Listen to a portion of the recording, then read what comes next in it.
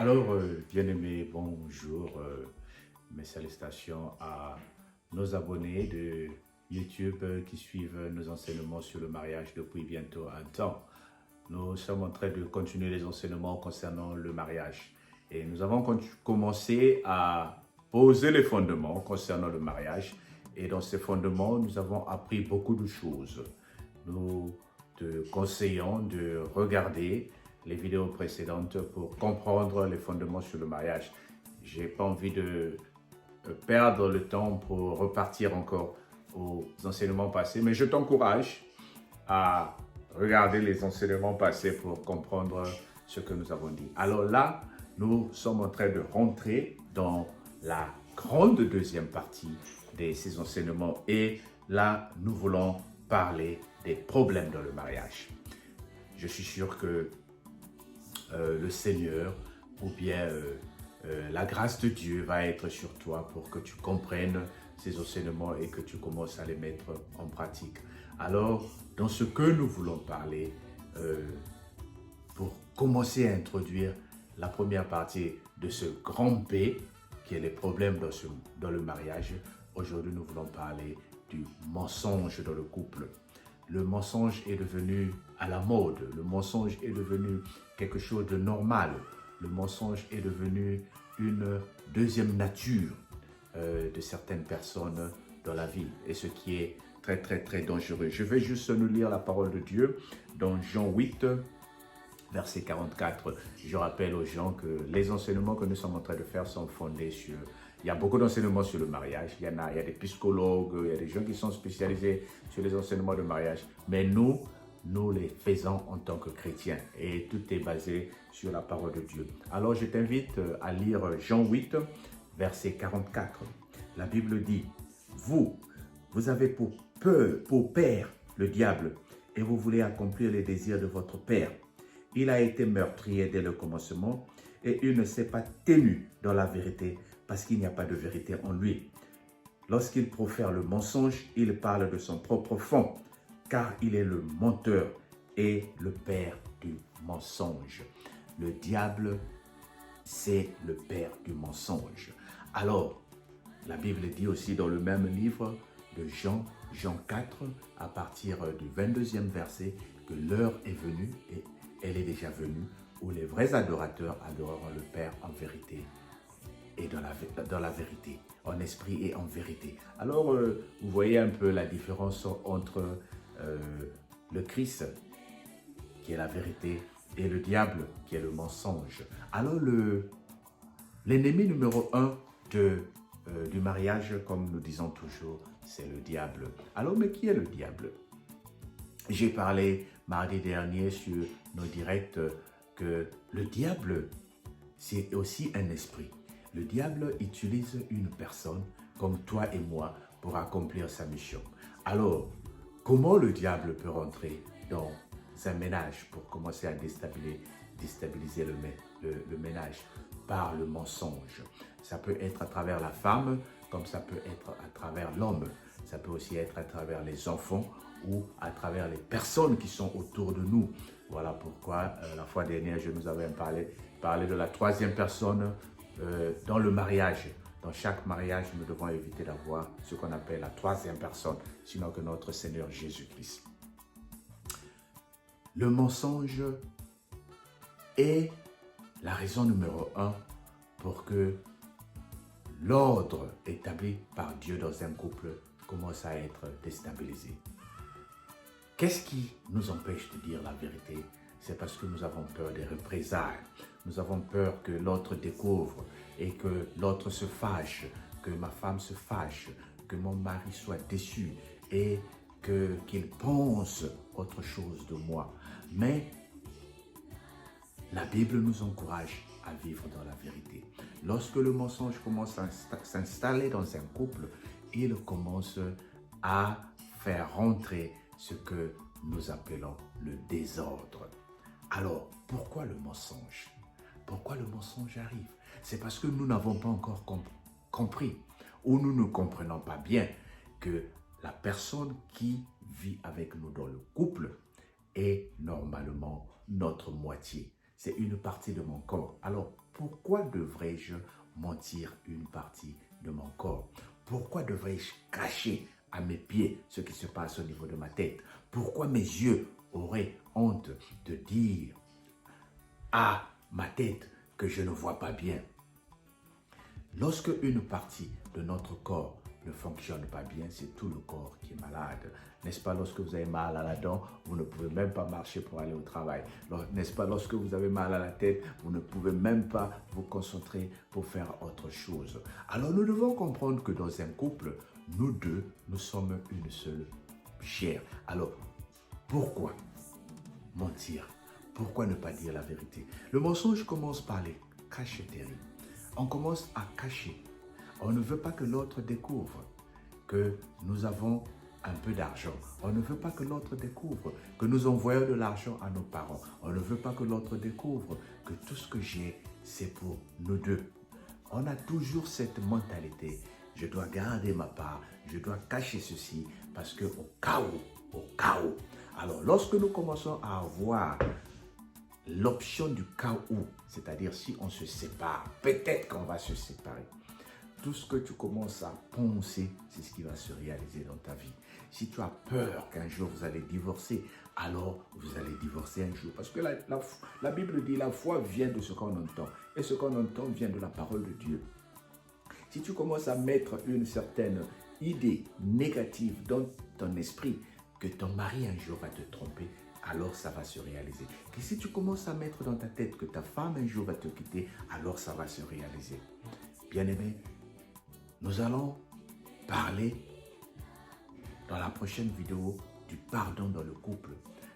Aujourd'hui, qu'est-ce qui nous déstabilise? C'est parce que nous n'aimons pas nous pardonner. Nous n'aimons pas nous supporter les uns les autres. Mais revenons sur la parole de Dieu que nous venons de lire concernant le mensonge. Et je nous encourage de savoir, la Bible dit, vous avez pour le père le diable. Vous avez pour le père le diable. Là, Jésus-Christ est en train de parler aux incrédules. Jésus-Christ est en train de parler aux païens. Jésus-Christ est en train de parler aux gens qui ne connaissent pas Dieu. Vous avez pour le père le diable. Donc le diable est le père de ceux qui ne connaissent pas Dieu. Le diable est le père de ceux qui vivent dans le mensonge. Alors tu vas me dire, donc moi qui mens, mon père c'est le diable. Oui, malheureusement, je suis en train de te dire la vérité. Si tu commences à mentir, tu es en train d'accepter comme père le diable. Et quand tu acceptes comme père le diable, il a des choses qu'il va dicter que tu dois commencer à suivre. Voilà pourquoi nous devons faire attention à ce que nous faisons.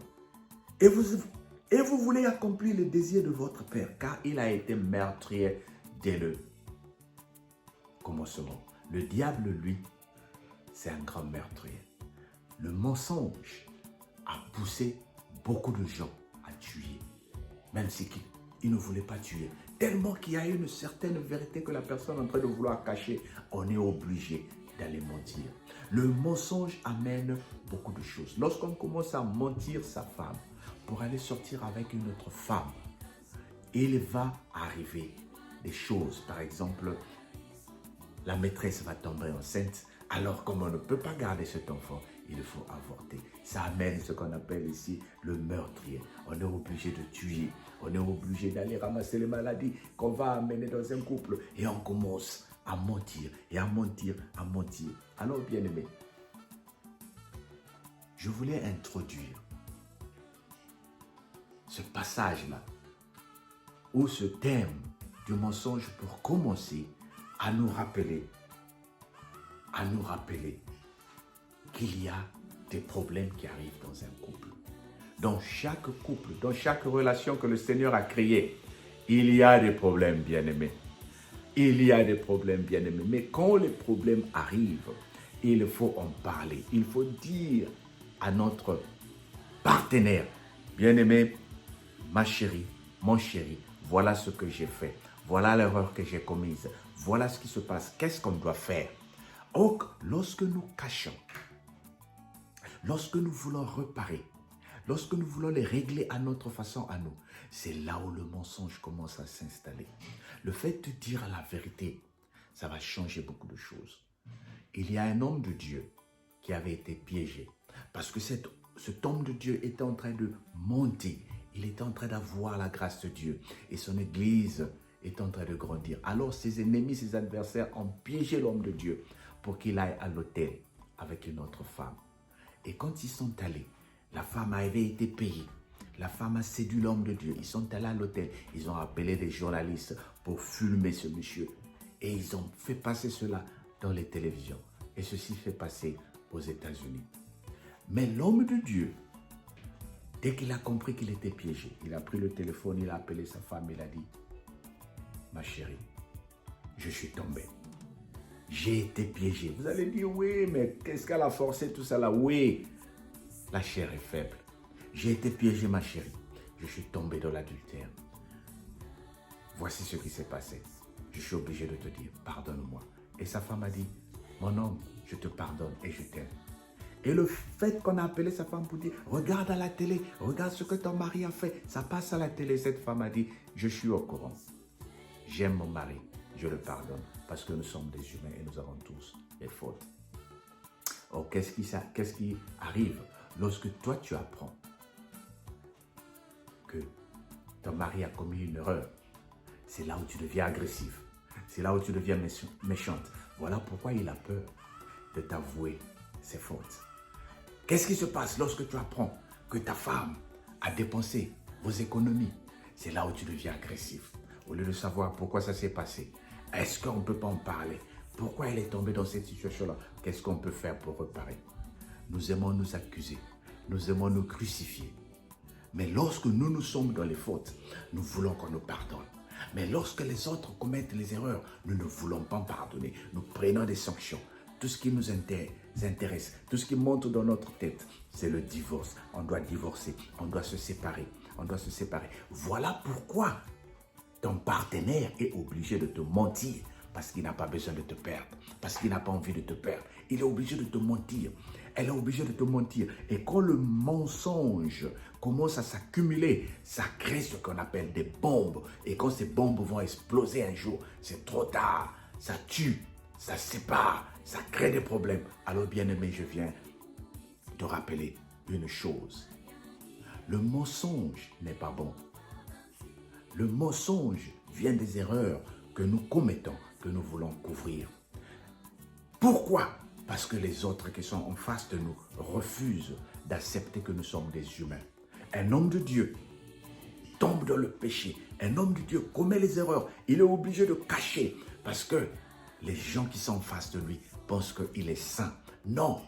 Même si tu es homme de Dieu, même si tu es homme de Dieu et que tu es tombé, même si tu es femme de Dieu et que tu es tombé, avoue ta faute, dis à ta femme, dis à ton église, parce que l'église aussi est en relation avec toi.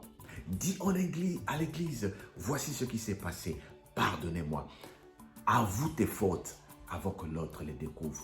Et ensemble, toi aussi à qui on avoue les fautes, ne commence pas à accuser l'autre pour vouloir l'enfoncer dans la mort. Pour commencer à l'enfoncer dans la séparation. Oh bien-aimé, nous allons continuer ces enseignements sur le mariage. Aujourd'hui, nous avons parlé du mensonge. J'espère que ça va te bénir et que ça va changer quelque chose. La prochaine vidéo, nous allons parler de l'argent dans le mariage. Je veux t'encourager à t'abonner, à souscrire sur le bouton qui s'appuie là, qui s'affiche, pour que tu ne manques aucune de nos vidéos et que tu sois béni par ces paroles que nous sommes en train d'amener qui vont édifier les gens. Alors partage les vidéos et que le Seigneur te bénisse.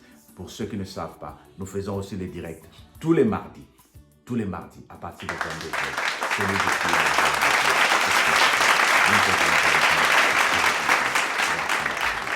Que le Seigneur te bénisse et que le Seigneur t'accorde la grâce de dire que tu es un enfant de Dieu. Sois béni.